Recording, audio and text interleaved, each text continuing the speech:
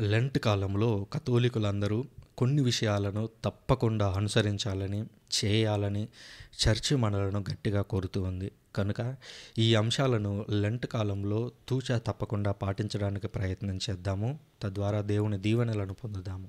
మొదటగా, వీలైనంత తరచుగా దివ్య బలి యాగంలో పాల్గొనాలి. వీలైనంత తరచుగా పాప సంకీర్తన అనేది చేస్తూ ఉండాలి. రెండవది, వీలైనంత తరచుగా దివ్య సత్ప్రసాద ఆరాధనలో పాల్గొనాలి.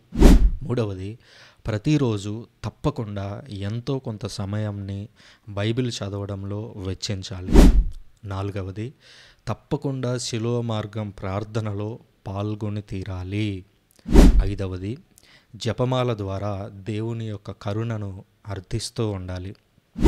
ఆరవది, విభూది బుధవారం రోజు, గుడ్ ఫ్రైడే రోజు తప్పకుండా ఉపవాసం ఉండాలి అని కథోలిక శ్రీసభ కోరుతూ ఉంది.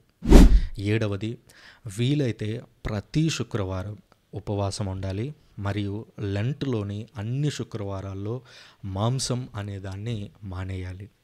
ఎనిమిదవదిగా, మనం తరచుగా పడిపోయేటువంటి ఏదో ఒక పాపం నుంచి పూర్తిగా బయటపడేలాగా హృదయపూర్వక ప్రయత్నం చేయాలి.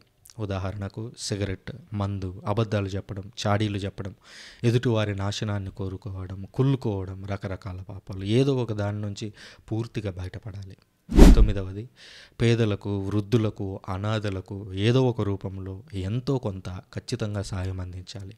చివరిది, ఉపవాసం ద్వారా మిగిలినటువంటి ప్రతి రూపాయిని దానం చేయాలి. తప్పకుండా మన కష్టార్జితం నుంచి అభాగ్యులకు ఎంతో కొంత సాయం అనేది ఈ లెంట్ కాలంలో అంది తీరాలి.